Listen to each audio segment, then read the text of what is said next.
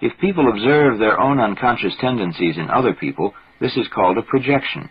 Political agitation in all countries is full of such projections, just as much as the backyard gossip of little groups and individuals. Projections of all kinds obscure our view of our fellow men, spoiling its objectivity, and thus spoiling all possibility of genuine human relationships.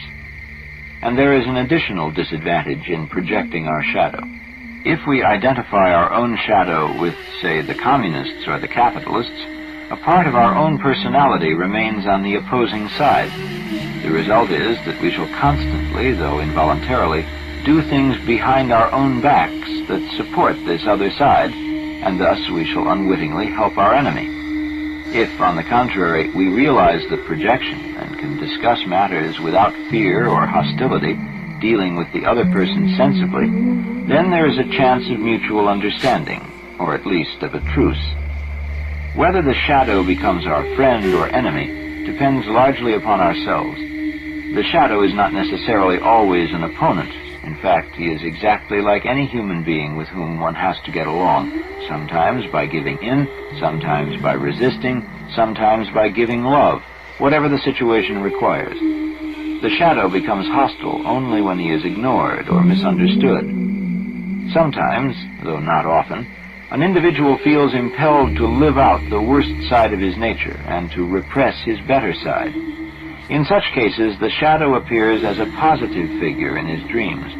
But to a person who lives out his natural emotions and feelings, the shadow may appear as a cold and negative intellectual. It then personifies poisonous judgments and negative thoughts that have been held back.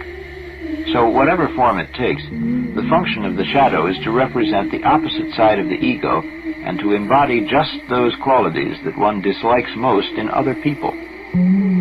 It would be relatively easy if one could integrate the shadow into the conscious personality just by attempting to be honest and to use one's insight. But unfortunately, such an attempt does not always work. There is such a passionate drive within the shadowy part of oneself that reason may not prevail against it. A bitter experience coming from the outside may occasionally help. A brick, so to speak, has to drop on one's head to put a stop to shadow drives and impulses. At times, a heroic decision may serve to halt them, but such a superhuman effort is usually possible only if the great man within, the self, helps the individual to carry it through. The fact that the shadow contains the overwhelming power of irresistible impulse does not mean, however, that the drive should always be heroically repressed.